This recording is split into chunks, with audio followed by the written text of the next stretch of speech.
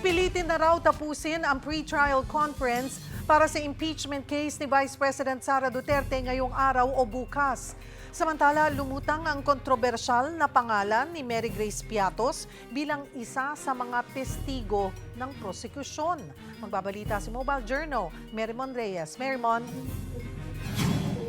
Cheryl, ngayon na nga ang ikalimang araw ng pre-trial conference kung saan ipoproseso at mamarkahan ang sandamakmak na documentary evidence na naisipresenta o mapresenta ng dalawang panig sa paparating na impeachment trial ni Vice President Sara Duterte.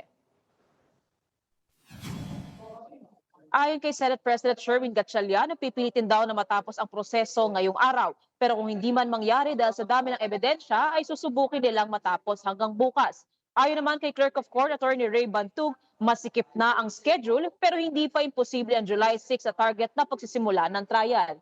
Napabilis na raw kahit papaano ang proseso ng pagmamarka ng mga ebidensya matapos madagdagan ang mga marking team. Kaya mula sa 4 na grupo, ito ay nadagdagan na ngayon sa 6, 4 para sa impeachment or Article of Impeachment 1 at 2 para sa Article 2. Cheryl, kasabay nito pinalawig na din yung oras ng trabaho mula alas 9 ng umaga hanggang alas 7 ng gabi. Cheryl. Meron pa bang ibang hinihirit ang prosecution tulad ng pagbubukas nitong ang green box na naglalaman ng tax documents ni VP Sara? May desisyon na ba dito? So far, Cheryl, hanggat wala pang desisyon sa ngayon ang Senate as an impeachment court, nananatiling kahon lang daw itong green BIR box na pinupush na o nais ng House Prosecution Panel sa kanilang manifestation na mabuksan na. Ang nasabi dito ni Clerk of Court Attorney Ray Bantug, ang kakausapin pa daw dito ay si Senate President Sherwin Gatchalian. Magko-consult din daw sila sa iba pang mga senador na senator judge. Pero ang sinisiguro naman, kung sakali naman daw, sabi ni o na personal note ni Attorney Bantug, kung hindi man abutin ngayong pre-trial conference na mabuksan at mamarkahan itong kahon, yung nilalaman nito, maaari pa rin naman daw yan mangyari kung sakali sa trial proper. Pero ang sinasabi kasi ng ilang House prosecutors, sayang daw yung oras, mas efficient daw sana kung ngayon na mabuksan at mamarkahan ang laman nitong green BIR box. Cheryl. Ano naman yung sagot dito ng depensa? So far, Cheryl, wala pang direktang tugon ang defense panel ni Vice President Sara Duterte. Pero ang huling nasabi na ni Attorney Michael Powa, inaaral daw nila yung manifestation ng House Prosecution Panel at nagsusulat na rin daw sila ng kanilang formal na tugon. Sa pagtatanong natin kung may plano ba silang harangin itong manifestation, walang direktang pagsagot itong si Attorney Powa. Basta sinisiguro nila, optimistic sila na matapos daw o matatapos yung pre-trial conference. And may due process din naman daw silang susundin sa pagtugon dito sa manifestation ng prosecution. Cheryl. Lumutang din ang isa sa magiging testigo ng prosekusyon daw na si Mary Grace Piatos na isa sa umano'y beneficiaries ng confidential funds ni VP Sara. Ibig sabihin ba nito na hanap na nila si Mary Grace Piatos?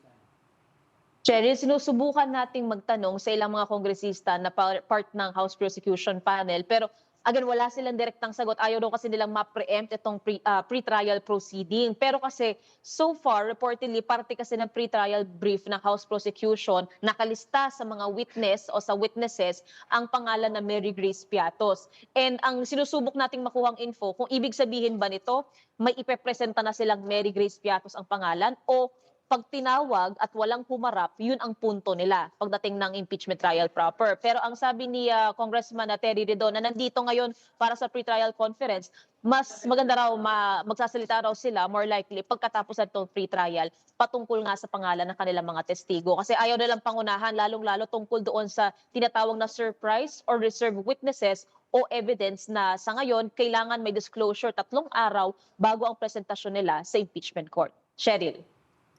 Kasunod naman itong school shooting incident sa Tacloban, lumutang yung mga panawagang magkaroon ng batas na magbabawal sa paggamit ng social media ng kabataan. Meron bang pahayag dyan ng mga mambabatas? Cheryl, hati kasi ngayon yung ilang mga senador patungkol dito. For example, kay Senator Robin Padilla, yung mula sa exemption ng 15 years old pababa base sa current na panukala na meron ang bansa, gusto niya pababain sa 10 years old. Kumbaga meron ng criminal responsibility ang mga menor de edad. Pero sa ilang mga senador naman, for example, kanila Senator o kay Senate President Sherwin Gatchalian, hindi siya okay doon sa proposal pero ang isinusulong niya naman ay yung yung reforms tungkol, for example, yung propose niya na Social Media Safety for Children Act, kung saan banned ang social media access para sa mga batang age 16 years old and below. Kay Senator Kiko Pangilinan naman, siya kasi ang principal author ng Juvenile Justice Act. Ito yung may exemption nga. Ang sinasabi niya, hindi rin siya okay doon sa pagbababa ng age ng criminal responsibility, mas maigting pa rin na mas maganda. Itong mga menor de edad na pasok pa doon sa exemption ay sumailalim sa rehabilitation or intervention programs ng social welfare development. So far, si Senator Ping naman, ang sinusuportahan niya naman yung pagre-review ng juvenile justice law at ito pa nag-cite din si Senator Ping ng international cases na nahahamon talaga yung edad ng kabataan na lalong-lalo na yung exemption nito from criminal liabilities. Cheryl. Ano naman yung kanilang masasabi dito sa mga mungkahing babaan pa ang age of criminal liability? Cheryl, ang sinasabi dyan ni Senator Robin, mas maganda raw sana kung sakali magka-special session para masalang itong amendments. Last year kasi nag-file siya nung,